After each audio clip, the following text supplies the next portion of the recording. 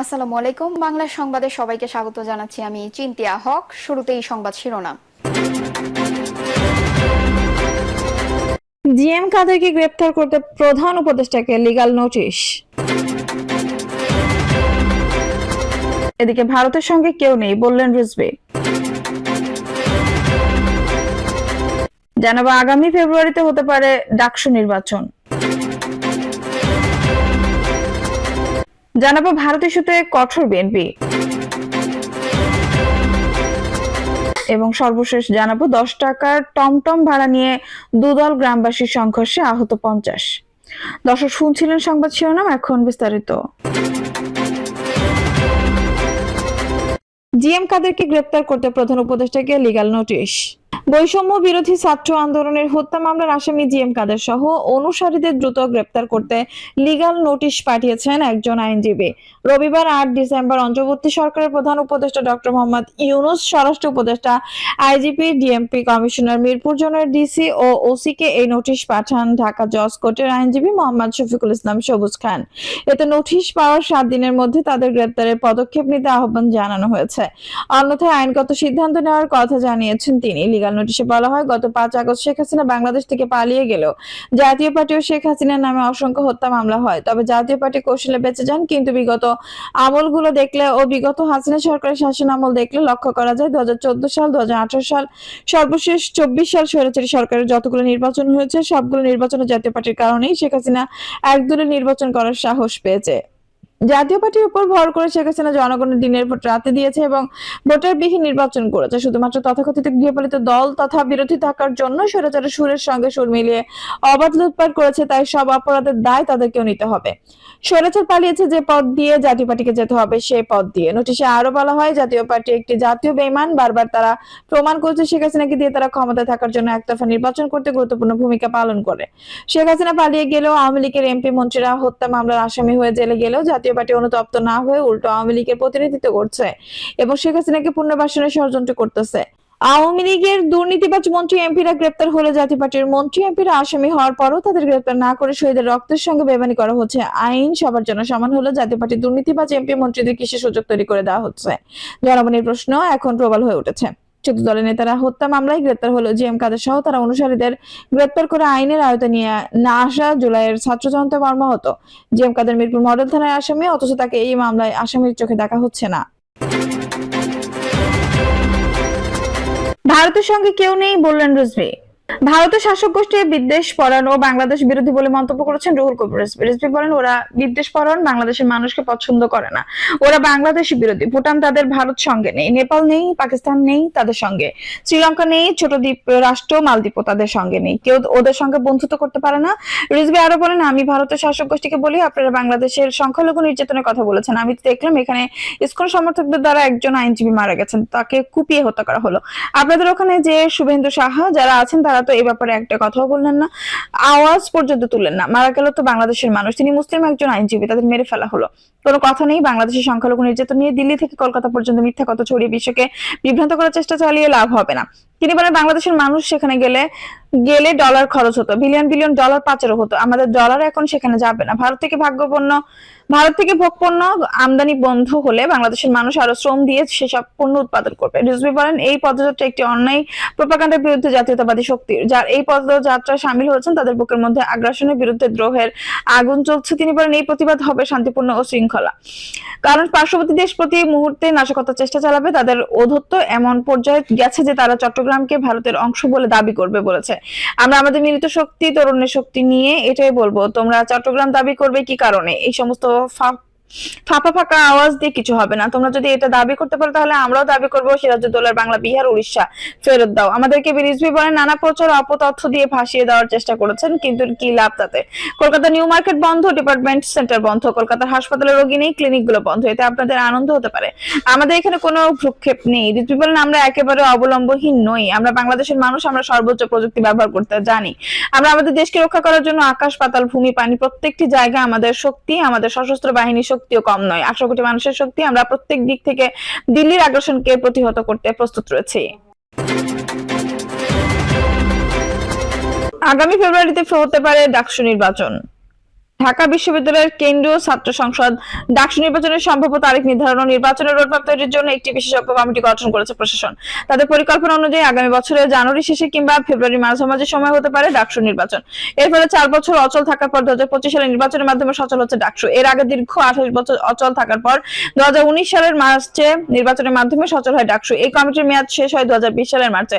এরপর করোনা এবং প্রশাসনের অনীহার কারণে 4 বছর ধরে বন্ধ ছিল ডাকসুর দুয়ার। ডাকসু নির্বাচন নিয়ে সাংবাদিকদের এক প্রশ্ন জবাবে সাইফুদ্দিন আহমেদ বলেন, ডাকসু নির্বাচন আমাদের জন্য খুবই জরুরি, কারণ শিক্ষার্থীদের মতামত আমাদের জানতে হবে, বেশ বেগ পেতে হয়। ডাকসু নির্বাচন হলে এই প্রক্রিয়াটি আমাদের জন্য আরো সহজ হবে, তবে এখানে বেশ কিছু সমস্যা আছে। ডাকসুর রিফরমেশন প্রয়োজন হচ্ছে। গঠনতন্ত্র নিয়ে বেশ কিছু আপত্তি জানিয়েছে ছাত্র সংগঠনগুলো।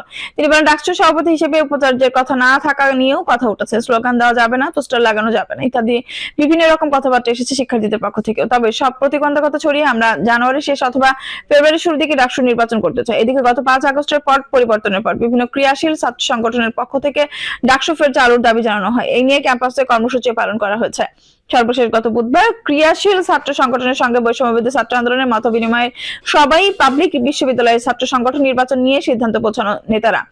এতে 2025 সাল জানুয়ারি শেষে কিংবা ফেব্রুয়ারির প্রথম সপ্তাহে সারা দেশে পাবলিক বিশ্ববিদ্যালয়ে ছাত্র সংগঠন নির্বাচন ঐক্য পৌঁছাছে বলে ছাত্র সংগঠনগুলোর পক্ষ থেকে বলা হয়েছিল।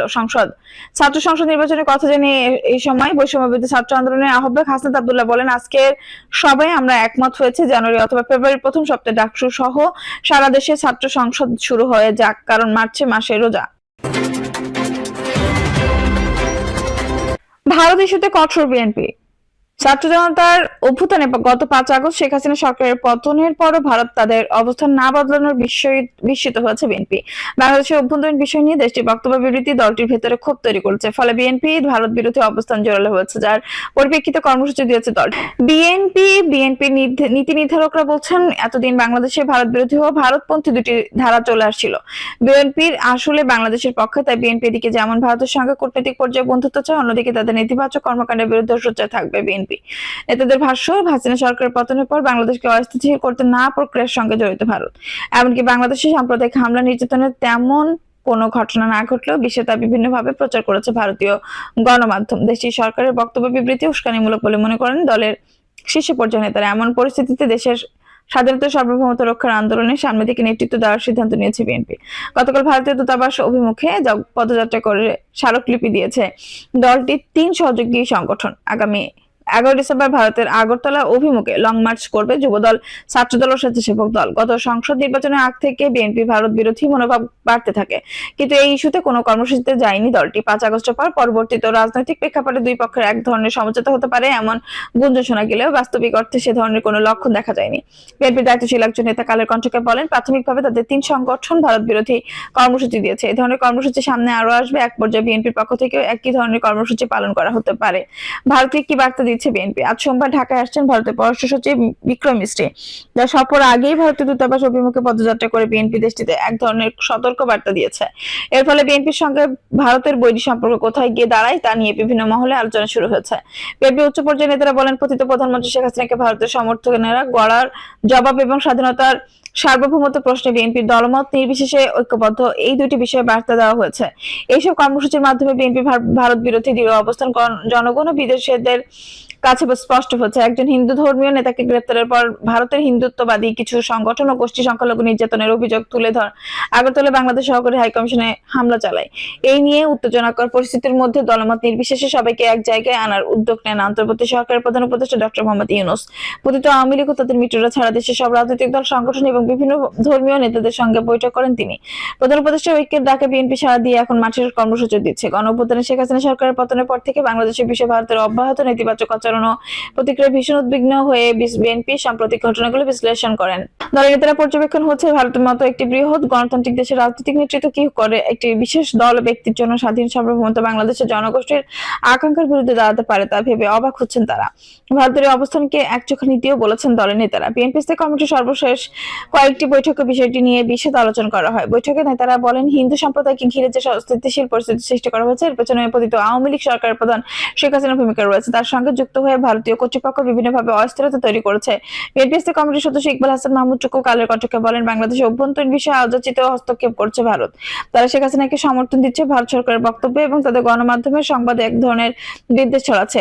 কিন্তু এর বিপরীতে দলমত নির্বিশেষে বাংলাদেশ ঐক্য তৈরি হয়েছে। চীন পাকিস্তানের সঙ্গে বৈঠকও তাৎপর্যপূর্ণ। সম্প্রতি বিএনপি চেয়ারপারসন খালেদা জিয়ার সঙ্গে চীন ও পাকিস্তানের রাষ্ট্রদূত সাক্ষাৎ করেছেন। শুধু সৌজন্যমূলক সাক্ষাৎ হলেও বৈঠক দুটি বেশ তাৎপর্যপূর্ণ বলে মনে করছে পর্যবেক্ষক মহল। ভারতের আগ্রাসনের মধ্যে এই বৈঠকে বিশেষ বার্তা দেওয়া হয়েছে বলে জানান দলটির শীর্ষ পর্যায়ের নেতারা। কূটনৈতিক পর্যায়ে যোগাযোগ রাখেন বিএনপির এমন একজন দায়িত্বশীল নেতা কালো কণ্ঠকে বলেন, ভারতের প্রধান দুই আঞ্চলিক শত্রু খালেদা জিয়ার সঙ্গে দেখা করে বিএনপির উপর তাদের আস্থার কথা জানিয়েছে। এই বৈঠকে এমন সময় হলো যখন বাংলাদেশের ভারত বিরোধী মনোভাব দৃঢ় হয়েছে। আঞ্চলিক রাজনীতিতে একটি বিশেষ মেরুকরণ। এই অঞ্চলের প্রভাব বিস্তার নিয়ে পাকিস্তান ও চীনের সঙ্গে ভারতের সম্পর্ক বেশ শীতল। 5 আগস্টের আগ পর্যন্ত ভারতের পাশাপাশি চীন ও শেখ হাসিনা সরকারের সমর্থন দিয়েছিল, কিন্তু চীন তাদের সেই অবস্থান পরিবর্তন করেছে বলে ধারণা করা হচ্ছে। বিএনপির সঙ্গে চীন সম্পর্ক এখন বেশ উষ্ণ বলে একাধিক নির্ভরযোগ্য সূত্রে জানা গেছে। দর্শক, এই ছিল এখনকার সর্বশেষ সংবাদ। নিউজটি ভালো লাগলে অবশ্যই একটা লাইক দিন, কমেন্টে একটা মূল্যবান মতামত জানান। সবসময় আমাদের পাশে থাকতে সাবস্ক্রাইব করে বেল বাটনটি অন করে রাখুন। ধন্যবাদ।